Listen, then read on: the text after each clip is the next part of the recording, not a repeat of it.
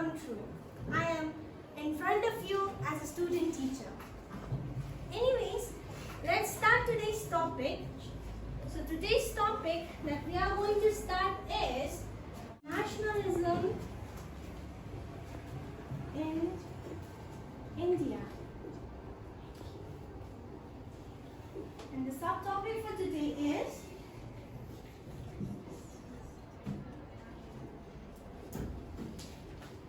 the Salt March. Do you remember what we did in the previous classes? Yes, miss. In the previous class, we have learned about the Congress session held in Lahore in 1929. Remember? Yes, miss. Okay. So where the Congress leaders like Mahatma Gandhi and other leaders decided to launch the civil disobedience movement, right? Yes, miss. So now we'll discuss how the Salt March started as a civil disobedience movement. So we all know what is a salt, right? Yes, miss. So what do you think? Salt is expensive or not? Affordable. No, right? It's affordable even for the poor, even for the Rich. So, you know, in the British rule, what happened was there was a law, okay, called the Salt Law, which I will tell you later. Mahatma Gandhi wanted to unite the nation to fight against the Britishers. So, he was thinking about something to make India a united country. So, he thought salt as a weapon to fight against the British rule. Alright? Clear? Yes, miss. Okay. Any questions till here? Yes, miss. Yes. Why Gandhiji choose only salt? Why not other ingredients? Good question. Now, why did Gandhiji just choose salt rather than any other ingredients, right?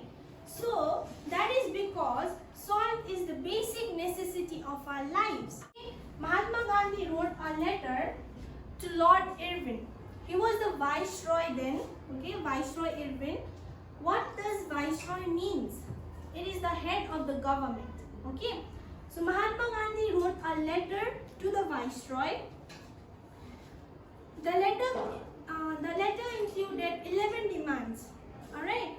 Out of these 11 demands, there was one such demand that was to abolish the salt tax. Okay? The one demand was to abolish the salt tax. So, he did that. Okay? So, tell me, can you imagine your food without any salt? No, miss. How does the food taste when there's no salt at all? Yes. It's tasteless, right?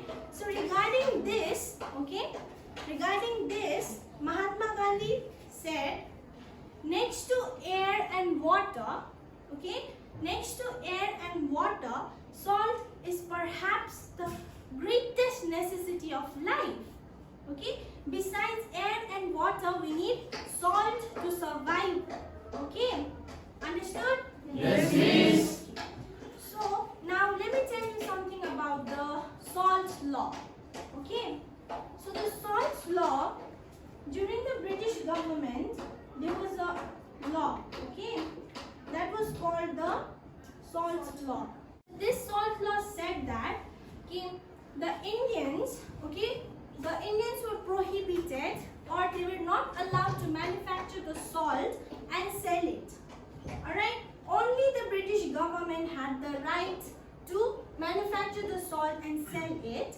So because of this, the poor people of India had to pay the tax to the government on the salt. Understood the Salt Law? Yes, miss. The Indian peoples were not allowed to go to the sea coast and manufacture the salt. Okay? So the British government had the monopoly over its production. So what do I mean by monopoly? It's about the complete control over something. Okay? The British government had complete control over the salt production. Understood? Yes. I said that Mahatma Gandhi wrote a letter to the Viceroy Lord Irwin. Yes. The letter which was wrote by Mahatma Gandhi to Lord Irwin, that was kind of like a ultimatum.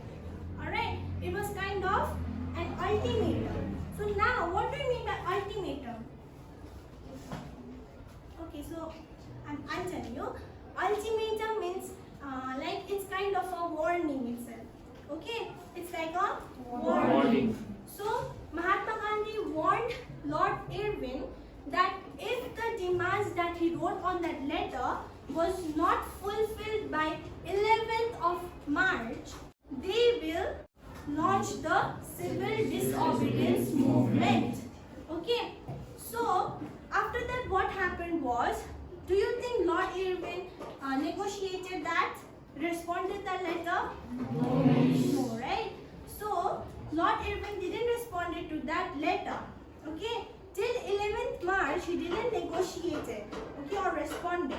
When Lord Irwin turned a deaf ear, okay, Mahatma Gandhi said, on the knees, okay, on the bended knees, I asked for bread. Okay, on bended knees I asked for bread, but I have received the stones instead. Alright, he said that.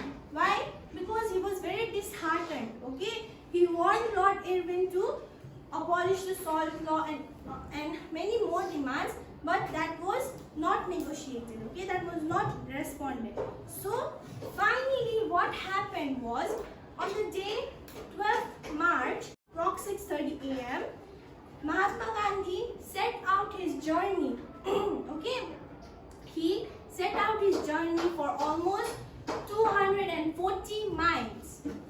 Alright, he set out his journey for almost 240 miles from Sabarmati Ashram. Okay, from Sabarmati Ashram to Dundee. So the place you see here is Sabarmati Ashram. Alright, this is also known as Gandhiji's ashram. It is located in the banks of the river of Sabarmati in Gujarat. Alright, and this is recent Dundee. Okay, it is the coastal town in Gujarat itself. Okay, so the whole process of the salt march took place in Gujarat. A study reveals that our brain processes well, okay, our brain functions well when we see the thing instead of hearing. So I have prepared a small model. Okay, so here you can see here, it's just a small effort to make you all understand. So this is the model, okay, the salt march, and you see here the small house, okay, the small house, that is the Sabarmati ashram. Okay, that is the Sabarmati ashram where Mahatma Gandhi and his wife lived. Okay, so you see the place, this road, okay, this joins to Dundee. So this says that Gandhiji's salt march started from Sabarmati ashram, okay, to Dundee.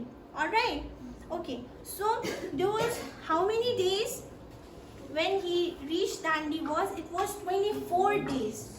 Okay, so it was 24 days, and that means they walked for 10 miles each day. Okay, for one day they used to walk 10 miles. So he reached Dundee on 6th April, and what did he do, Vanda? He went to the coastal side. Okay, he went to the coastal side and picked a handful of salt. Okay, he picked up a handful of salt. Let me show you this. Okay, like this he picked up a handful of salt. He said that with this I am shaking the foundation of British Empire. Okay, alright. Yes. Now, when he started the march, okay, there were only how many people? 78 people. But when he reached Dundee, there were thousands and thousands of people who participated and supported the salt march. Alright? Understood? Yes, miss. Everything's clear? Yes, miss. Okay.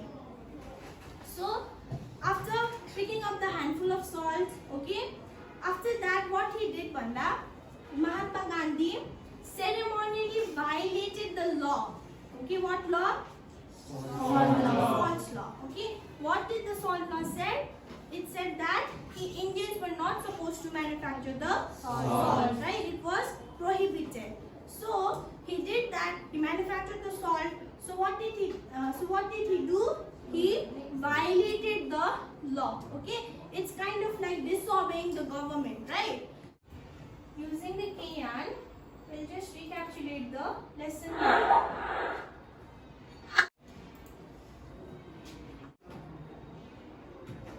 So we'll just quickly recapitulate the things that we have just learned. Please pay attention, okay?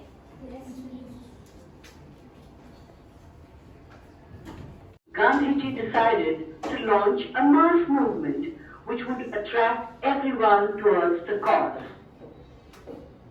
Earlier, the British had imposed a tax on salt.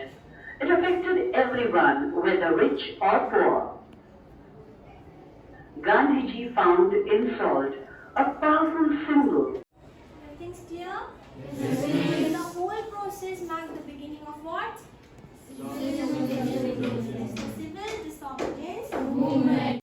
So now that we have finished the thing about the lesson, let us see some of the pictures, alright? Yes, miss. So this, what do you think this is? Salt march. This is the Dandi March Memorial Statue, alright? Dandi March Memorial Statue.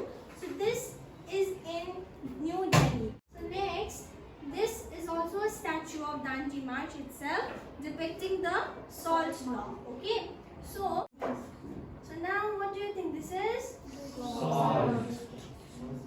Salt So Gandhiji, you see here Gandhiji, right? He is picking up some salt and manufacturing the salt. Okay. So this is depicting the thing that a handful salt he picked up, right? This is that depicting. So now, what do you think this person is? Yes? Yes, our chief minister, right? So recently, like last year, he also went to Dandi, okay, to support the salt march, okay, to support the Dandi march. He also went to Dandi and joined the salt march. Okay, so this is the salt march where our chief minister had also joined. So that's it. So then let me ask you some questions. Should I? Yes. So raise your hands and stand up, alright? Yes, miss. Okay. Who was the viceroy then? Yes? Lord Irwin. Yes. The viceroy then was Lord Irwin. Very good. Sit down. So the next question, when did the salt march started? Yes? 11th March 1930. Lovely. 11th March 1930. Okay, so that's the right answer. Very good. 11th March 1930 was the day salt march started. Alright. Now, why did Gandhiji just chose salt as a weapon to fight against the Britishers? Yes? Because it is very essential and it is consumed by rich and poor people. Very good, that's correct. Because, why? Because it was very most essential thing, okay, most essential item that was used by Indians, by every person, right? It was used even by poor, even by rich, okay? But the salt tax made that difficult for the poor people, making the salt expensive, okay? So the last question, what did Gandhiji do when he reached Dandi? Yes? He manufactured the salt and violated the law. Okay, so that's the right answer. Very good. What he did, he went to the sea coast, picked up a handful of salt, alright, and what he did, after saying some lines, he manufactured the salt and he violated the salt law. Okay, and this everything marked the beginning of the civil disobedience Movement. So I hope everybody is clear. Yes, miss.